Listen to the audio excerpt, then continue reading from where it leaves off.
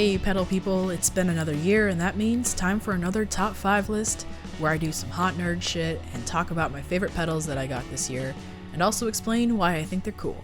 I say it every year, but it's really tough to pick just 5 because there's so many I could have chosen for a whole bunch of different reasons, but ultimately this list is made up of pedals that were total and complete standouts to me, so my personal preferences and biases for how I like things to sound is playing a large role in selecting these pedals. Obviously, sound is the biggest factor in what makes a pedal stand out to me, but I also really value inspiration. So another metric I use to narrow down this list is asking the questions, does this pedal inspire me to play, and do I have fun playing it? And if the pedals were resounding yeses to both those questions, they most likely made the list. Also, before we get into it, these are pedals that I got this year, not necessarily limited to pedals that came out this year. And I'm not going to be putting them in any particular order because picking 5 was tough enough. I didn't want to go through the ordeal of having to rank them as well. Okay, that's everything I needed to get out of the way, so let's do the hot nerd shit and talk about these pedals. So the first pedal on my list for 2024 is the Holy Island Audio Tides V2, and this is basically my ideal dirty reverb pedal. Up until I got it, my definitive dirty reverb had been the Death by Audio reverberation machine, and this shares some similarities to that, but with a lot more control over the dirt and reverb that give it a bunch of unique charm. What's great about this pedal is that, like the reverberation machine, it's got both reverb and drive effects that are separate from each other, so the drive isn't tied to the reverb trails only. You can dial them in separately and control the amount and tone on each independently, and having it work like that makes it pretty ideal to me for the way I use dirty reverb as the first pedal in my chain to stack with or push or further saturate the shit out of the overdrive and fuzz pedals that come after it. But what really sets this apart for me are the voicings and the tonal variety in both the drive and the reverb. The reverb itself is kind of splashy and bright, which is perfect for running before drives in my opinion, but of course you can dial it back so the brightness doesn't hit you in the face as much, and you can get a more subdued but still prominent kind of hit of space. Then there's the drive itself. It's kind of got a neutral but slightly warm and saturated flavor to it, where like the reverberation machine can get nasty in a trashy and abrasive way, the Tides gets nasty in a fuzzier sort of way that I think lends itself well to big washes of sound for chording and stuff like that.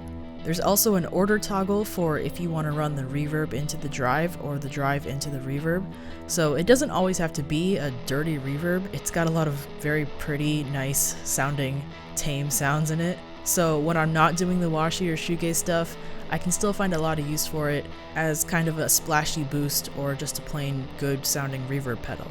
And then to speak more about the range on this, it has the ability to be kind of a mild low gain flavor of drive, or get into high gain fuzzy territory with kind of like blown out sounds, which the new voicing toggle on the V2 contributes a lot to.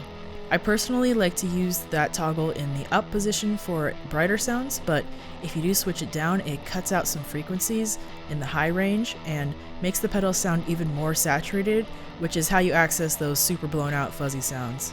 Plus, there's the secondary gain stage on here as well, that's on a foot switch with an internal volume trimmer that makes this pedal even more saturated. You can set it up to add more saturation and boost as well, and since it's placed after the primary drive in the circuit, playing around with the interaction between the two at different settings yields a whole bunch of new sounds, from mild to absolutely crushing.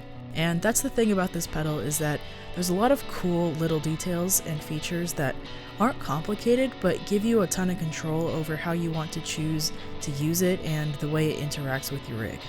And of course it stacks well like any good dirty reverb, and has extra goodies like a momentary feedback switch to get noisy feedback if you want. I just think it's a fantastic pedal with great functionality and even greater sounds, and it's definitely a new desert island type of favorite for me.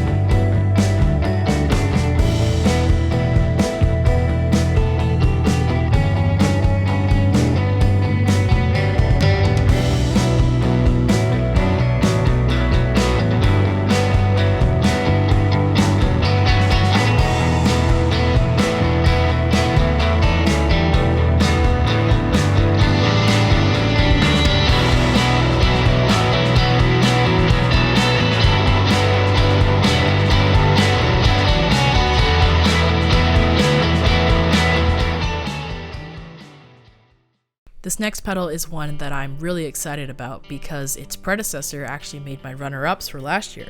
So getting to try this new version was a real treat, and this pedal is the Winnipeg Electrical Company Blues DLX. And to me, despite the name, it is the perfect shoegaze drive. It has that present and natural sound that I love from the Blues Driver, which is what it's based off of, but this pedal feels more aggressive in its overall character. The 3-band EQ on it definitely makes that difference, and I tend to like it at medium to higher gain settings much more than the Blues Driver, especially for the shoegaze sounds I go for. You can bring the mid-range up on it for a sound that kind of sits forward but doesn't take up any frequencies where like a present and aggressive bass sound would sit.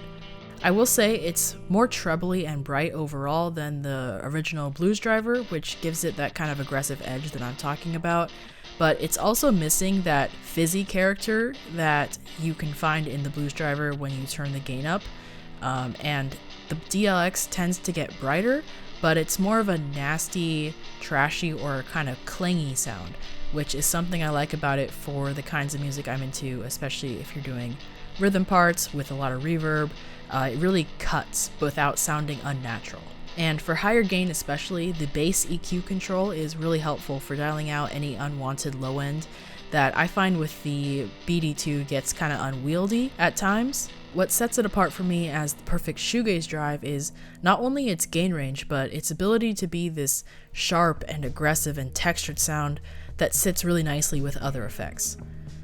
I find it works equally well for rhythm or leads because of that 3-band EQ you can use to complement whatever you're stacking it with, and even though it leans brighter, it retains a fairly neutral sound signature across other parts of the spectrum that keeps things from feeling overcrowded when you're stacking with other effects, whether that be like reverb before it or another dirt pedal or some really expansive high gain fuzz.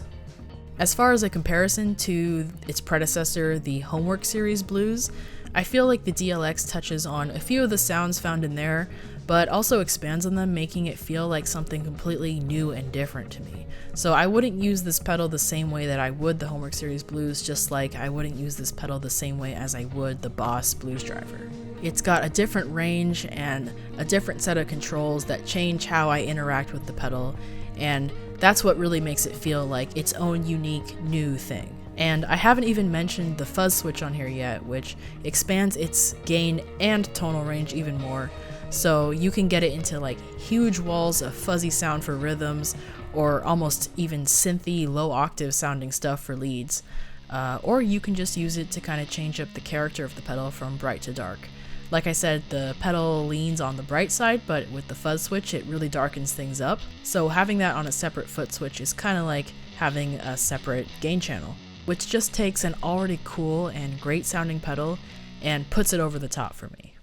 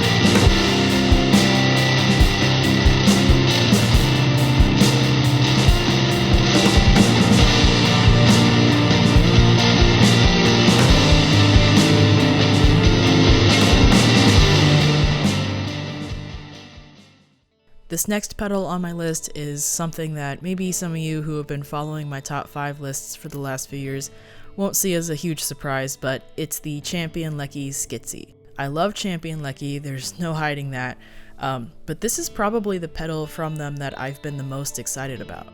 It feels like the perfect blend or like culmination of some of my favorite features and effects from their previous pedals, like the Woozy, Swan Hunter, and the Skitter, and it kind of shoves them into one really cool, moody box of atmosphere. The way I think of it is it's got sort of the immediate reverb functionality of the skitter, and the ability to get kind of lo-fi and murky like the Swan Hunter, and also it has the pitch bending capabilities and the flutter of the woozy. At its core, it's a really nice pitch modulated reverb and trem modulated reverb, so it's already pretty interesting with those dual reverb lines. But then from there, it's got a ton of options for how you want the pitch mod to sound, and that's where the real character of this pedal comes through. What I like most about the Skitzy is that it really feels like more than the sum of its parts. It's not just a modulated reverb stuck in the same box with another modulated trem verb. The cheer toggle for the voicing of the sway verb, which is the pitch modulated reverb, adds a really unique and sort of whimsical character to it. And it is kind of hard for me to describe, but I'm going to try my best. With the cheer toggle, you can get simultaneous aged tape modulation for flutter effects, and modulate the reverb with the LFO as well for incredible lo-fi and haunting reverb sounds. And then combined with the hangover knob, which controls the pre-delay on the reverb, and also the tape range, it feels like it's got this unpredictable but natural effect to it that I've never heard out of any other reverb pedal. So I want to talk about the aged tape thing more, because that setting on the cheer toggle is probably my favorite feature on this pedal and what really elevates it for me. When it's on, it gives this pedal an extra level of depth in the way that it creates these sort of contrasting tones. And earlier I said it sounded haunting, and that's exactly the vibe I get out of it. There's like this contrast of warm and murky from the more muted, super warbly, broken old tape modulation, and then bright and dreamy from the reverb. And they interact in a way that doesn't feel like they're falling into each other, if that makes sense. It is hard to describe, but like I said, I just haven't heard this sound out of any other reverb pedal, and it's incredibly unique. And then kind of going into the LFO modulated side of things, there's some absolutely wild pitch bendy things you can do, and leaning into the atmospheric nature of this pedal, the pitch stuff can be such a cool addition when playing more sparsely and intentionally leaving space for the modulation to kind of do its thing and stand out. My favorite setting on it is with the random square wave LFO, adding little blips of modulation in combination with the tape mod dialed in and the pre-delay up, so it kind of flutters on the trails and doesn't modulate too close to the initial note attack. And then I dial in about equal parts of trem verb and sway verb, so the pitch bendy stuff isn't overwhelming the sound. You still kind of ground yourself with the more natural trem verb. I'm actually kind of struggling to describe this pedal accurately, because I think it's something that you might have to hear at work to kind of get a feel for what it is, so I'll just let you guys hear it. But yeah, it's absolutely an amazing pedal for times when you need to create a lot of mood and atmosphere with just one effect.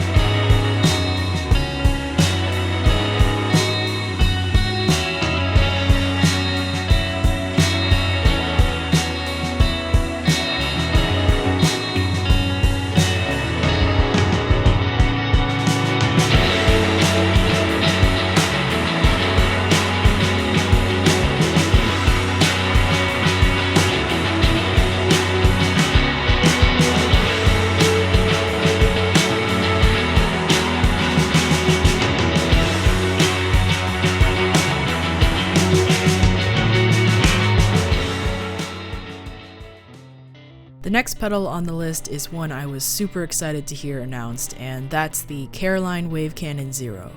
There's a huge range of gain and texture on this pedal that all sounds good. You can get everything from like mild overdrive into aggressive overdrive, into classic distortion or more modern textured distortion, and even into spitty fuzz territory with the Volt Snob. The overdrive sounds in it are more natural than with other distortion pedals I've had, and I mean, considering its gain range, it's really easy actually to tame if you want to use it like that as lower gain, which is honestly like half or more of the use cases that I'd have it in, because it handles it really well. I also love that it has two ways of shaping the tone with the shape and the tone controls. They're just the right amount of interactive, so you can dial in a wide range of sounds, and the sweep of the shape control is nicely tuned, which I really appreciate since it's on a mini knob, which usually aren't my favorite things in the world, but the curve on this feels natural and doesn't have that like micro sweet spot that sounds whack if you nudge it ever so slightly. There's also the way it feels to play that's really appealing to me. There's almost like a sag to it that feels natural and amp-like, which isn't something I find is too common at all with distortion pedals that I've tried. This is kind of a distortion that feels and responds like an overdrive or almost like an amp. Then there's the volts control, which just overall is awesome for changing up the texture of the drive, but it also takes it into fuzz range if you start to starve it, and kind of helps further shape the tone too, and the response of the pedal if you make micro adjustments to it. This pedal also stacks really well, and the EQ response is fairly neutral without any weird like resonant spikes going on across its range, which I really appreciate for the ways that I like to use it.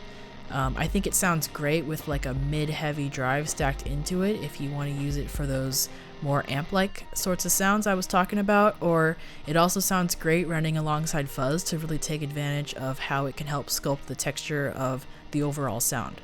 And in that sort of vein, I see this pedal as being something that's equally at home doing mild or medium gain sounds, or over the top like globs of gains type stuff. It's got such a range that I'd be totally comfortable using it as the only dirt pedal on my board. It's just one of those pedals that I have a hard time deciding what I want it to do because it does so much, and that is what's great about it.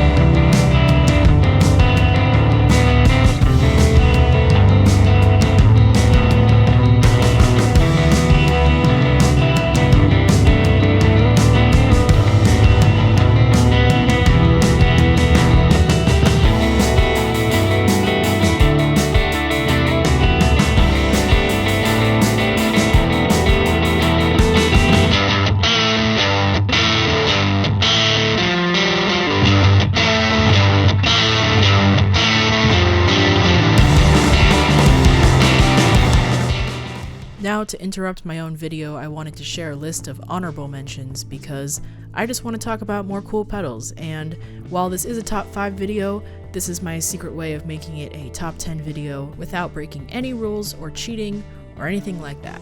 So these are the honorable mentions that totally would be in the top 10 if this were a top 10 video. Okay, lightning round, here we go.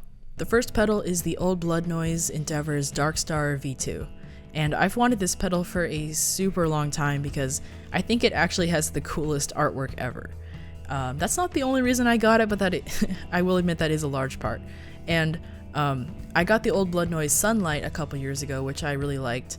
So since they were retiring this version of the pedal, it seemed like the perfect time to finally get one of these guys. And it really is the quintessential textural atmospheric reverb pedal. The bit crush sounds in it are something I didn't think I'd like as much as I do, but they're extremely cool, especially for like pad-like sounds that you can create with the pedal using the hold function. And then the pitch and delay modes are more useful in normal contexts. The pitch mode especially, I like how you can dial it in for a subtle hint of modulation, or like wacky octave down and a fifth up. I'm not sure I play the kind of music that really makes this pedal shine, but all the times where I do plug it in to just play around with its soundscapey stuff is always a really good and inspiring time. So I'm glad I picked this one up. I know the new version has already come out by this point, but I just like the form factor of this one and how it looks. So I'm really happy to have it and to put it on this list. Next is the non-human audio Unclean. And they call this a cascading distortion because it's actually 2 distortions in series. There's no toggle to have one or the other on at any point in time because the whole point of this pedal is the interaction that happens by blending the 2 of them together. The 2 distortions are voiced pretty differently.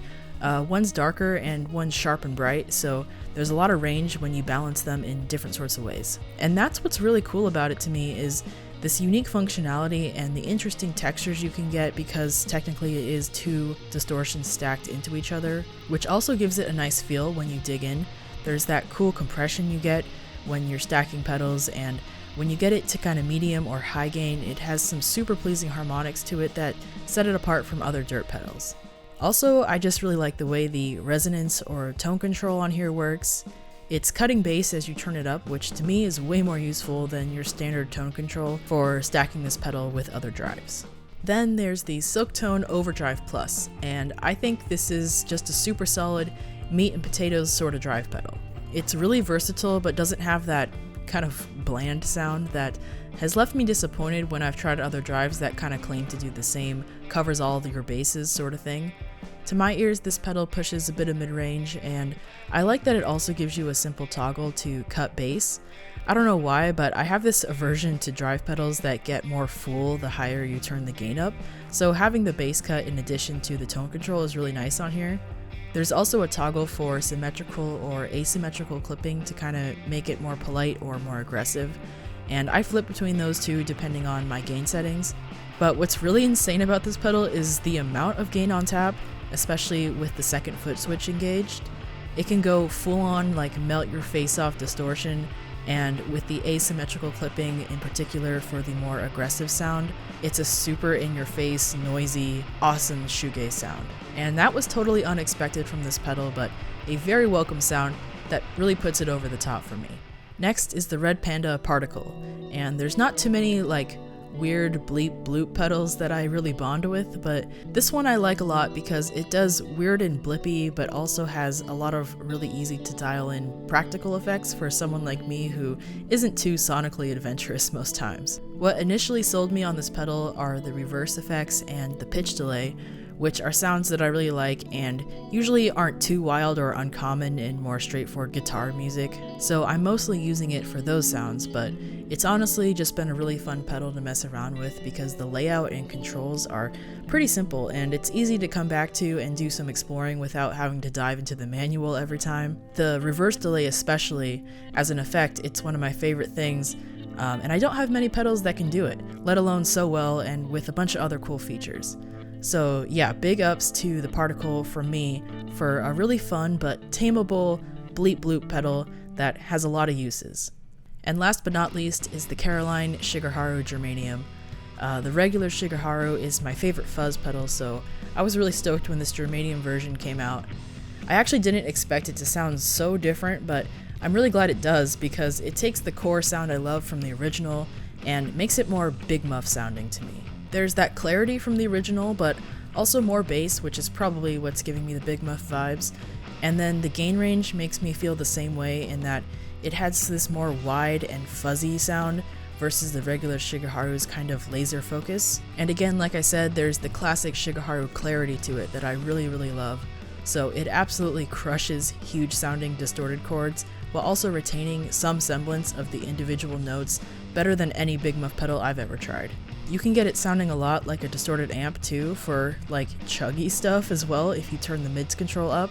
In a way, I kind of want to say it's probably the more versatile of the two as well, but it's been a lot of fun getting to hear and mess with this variation on a pedal that I've loved for years, and I've just been really enjoying playing it. Selfishly, I think they should make a full-time production Germanium Shigeharu, but that's also because in general I think the Shigeharu is criminally underrated, and the more Shigeharus out there in the wild, the better. So those are all the honorable mentions, and now back to the top 5s. And finally, the last pedal is the Diamond Vibrato. And this is a pedal that's been on my bucket list for a super long time. I'm a big fan of the sounds that Kevin Parker got for those more guitar-centric Tame Impala records. And I knew this was kind of the secret sauce for that, so I've always wanted to try one, but then, you know, they were really expensive for a long time and unavailable and hard to get. So when it got revived earlier this year, I couldn't pass up the opportunity to finally get one. So obviously I've had a lot of time to really build up the hype in my head for how this pedal was gonna sound, and I gotta say, it totally met and even exceeded those expectations. The part that actually makes me the most excited about this pedal is the chorus knob. I love chorus, it's an essential part of the sounds I like to make, and I use it very frequently. But honestly, I love vibrato almost equally as much, and I found out of all the chorus pedals I've had that can do both, a lot of my favorites for chorus don't necessarily have my favorite vibrato sounds, and it's always felt like too much to have separate pedals for each of those effects on a board, so I've kind of neglected to have vibrato in my regular rotation. So what I'm trying to get at is that this vibrato does an expectedly awesome and classic sounding vibe with all the warmth and color and the range I'm looking for, but also gives you the option to blend in the dry for an unexpectedly great chorus. The jazz switch changes the voicing of the wet effects so you can brighten or darken things for different voicings, which has been pretty key in making this pedal work so well for me as both vibe and chorus. For vibrato, I tend to like a more colored and warm sound with reduced highs, and for my ideal chorus sound, I like bright and jangly. So what's been great about this pedal is it sits in a nice Goldilocks zone with just enough options to tailor the sound, while not also distracting from its more minimal approach as a singular great sounding effect. What I also love is the volume control, which is actually what I really think makes all the difference for me. Especially with vibratos, since you're technically running the effect completely wet, the circuitry of the pedal is going to be coloring their tone, and I love when it's a noticeable difference from the dry, but sometimes on other vibrato pedals, it feels like there's not enough volume to compensate for the darker tone and the EQ shift. So what I love about this pedal is that I can dial in the voicing switch to its darkest position for something more lo-fi sounding, but then boost the volume and run the vibrato into my overdrives to push them into further clipping, which makes for some of my favorite lo-fi vibrato sounds. And of course, when using it as a chorus, it's cool to boost the volume with the effect for leads or melodies that require it to really stand out. So both ways you're looking at it, having a volume control on a modulation pedal like this is such a great thing. So yeah, super awesome pedal that I'm very glad to finally have my hands on this year. It definitely lives up to the hype, and I really love it.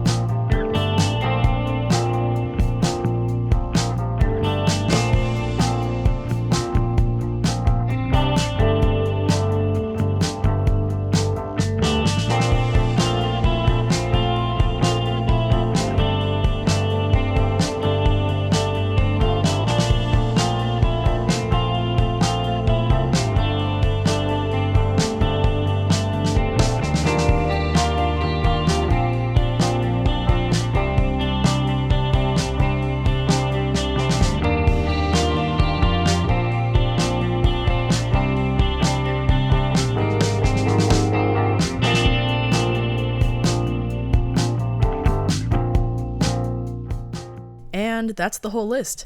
I hope you guys enjoyed the video, and also feel free to let me know what your top 5 were this year. It's always interesting to hear what everyone was excited about and kind of hear the reasoning behind why you liked the pedals that you did. On the screen, I've got some self-promo links. If you're interested in checking out my music, I just added some of the intro tunes from this year up on there. Also, this coming year, I'm going to be collaborating with some people on non-demo music, which I'll also be putting up there. So if you're interested, keep an eye out for that. I've also got a link to my merch with my own illustrations on them. So if you like my videos and feel like supporting me, both those are good ways to do it. But I also just appreciate you watching the video or liking or commenting. Y'all are so nice for listening to me weirdly explain how pedals sound for the last half hour. But I really do appreciate it, so thank you. Also thank you to the people behind the pedals who make them and have given me a chance to try them out and make some cool sounds with them. It wouldn't be possible without all these really nice people out there. But yeah, that's the end of the video. I won't draw it out too much longer. Thank you guys again so much for watching, and we'll catch you next year.